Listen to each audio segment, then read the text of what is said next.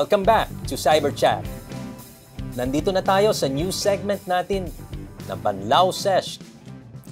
Partner, dito natin ilalahad yung mga thoughts natin sa naganap na episode. So each episode, ilalatag natin yung mga natutunan natin, mga reactions, and if ever, mga suggestions, if ever meron man, to improve more. Tama ka dyan, partner.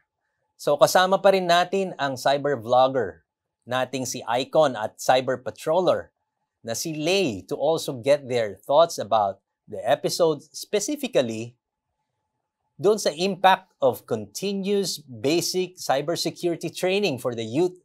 Icon and Lay, baka naman pwede niyo yung i-share yung mga insights ninyo, no? Dito sa napag-usapan natin sa episode na to. Yung napag-usapan natin kanina na ACSP training, makatutulong ito sa kabataan and sa iba pang tao sa society natin para maunawaan yung hindi lang yung problema, kundi paano rin nila maiiwasan yung mga ganong cyber threats, yung mga cyber issues na nagkalat sa internet. At yung awareness kasi ngayon, yung pag-educate sa sarili natin at sa ibang tao ay isang mahalagang bagay. Napaka-powerful nito para maiwasan nating maging biktima rin. Tama nga, no po, no? I love that awareness is being discussed before the solution po. Kasi parang sinabi nga po nila na being aware of the problem is already one step of solving the problem. So I love that that they discuss the cyber awareness first, then we're going to talk about the cyber security. Kasi po, sa panahon po ngayon na parang hindi po parang hindi na po aware mga kabataan na, nabubully na pala ako, nasa cyberbully na pala ako. And sa pamamagitan ng cyber awareness, nalalaman ng mga tao na ito palang gawain na ito is hindi normal and kailangan natin bigyan ng aksyon. Lay, napakaganda nung mga sinabi mo kanina, no? Kaya napakahalaga, nakita ko, no, na napakahalaga nitong cybersecurity training na ginawa ninyo, no? At hindi lang siya basta pala training, no? Itong training na to, bukod sa awareness, kailangan din, syempre, gawin itong natutunan sa sarili nilang proteksyon, no? At yung protection na yon hindi lang dapat sa inyo lang nanggaling, kung hindi ma-cascade pa ito, no? Mapadami pa natin yung pwede bang makaalam ng protection na ito sa cyberspace ng mga kabataan.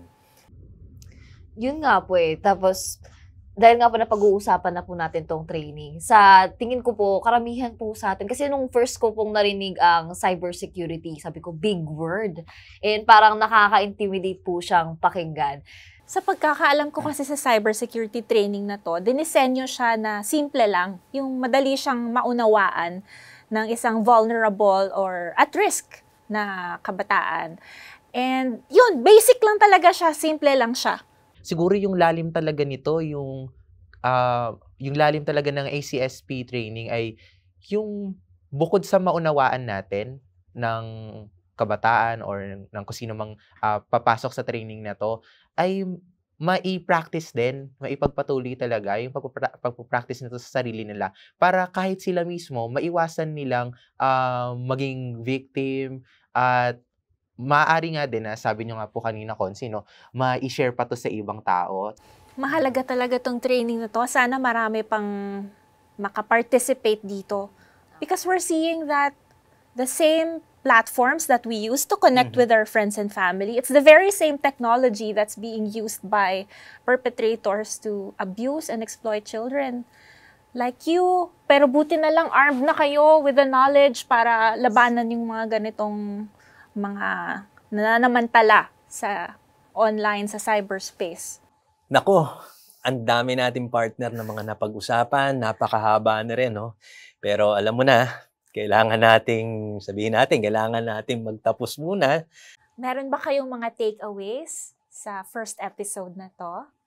I'm very happy na itong experience ko ito, hindi lang nakakapag-nourish ng growth ko personally, but also with our audiences, itong mga kabataan na gusto kong ilahad yung boses ko. And you see, hindi ko in-expect na mapupunta ako sa kinauupuan ko right now.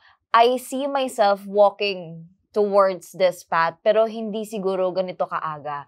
As early as now, I'm using my voice to speak up about the things that I am experiencing, that everyone is experiencing.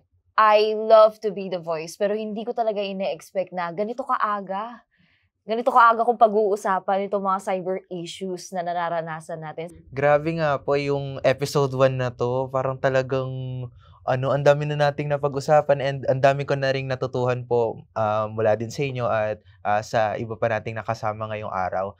Sa akin, bilang advocate, sobrang laking opportunity nito na maging part ng TV show na ganito at gandang platform nito na magamit ko as a student, na broadcasting student, at hindi ko lang napapractice yung pinag-aaralan namin sa school. But of course, nagagamit ko siya para maging advocate sa mas malawak na platform. Nako, partner. Alam mo, I see myself, no, sa kanila kasi yung edad niyong yan pinagdaanan ko, no. Perhaps meron lang tayo ibang mga mundong ginalawan, pero iisa yung layunin Nakikita ko sa kanila, no. And partner, alam mo yung kasabihan na sa laki ng problema, hindi pwedeng ikaw yung solusyon. Pero at least, ikaw yung maging parte ba ng isang solusyon doon sa isang problema, no? Kaya palagi nating sinasabi sa season 1 pa lang na whole of society approach siya. Ngayon pa lang nakikita na namin magiging napakalaki talaga at very meaningful ang contribution nyo sa society. We're hoping po. Sana nga po. Magparami kayo. Yun ang kailangan. At dapat mag-necktie na din ako. At mag-pinkle na din. Next time, next episode. And ayun nga po, dahil nga humahaba nga po, yun na namin pong pahabain.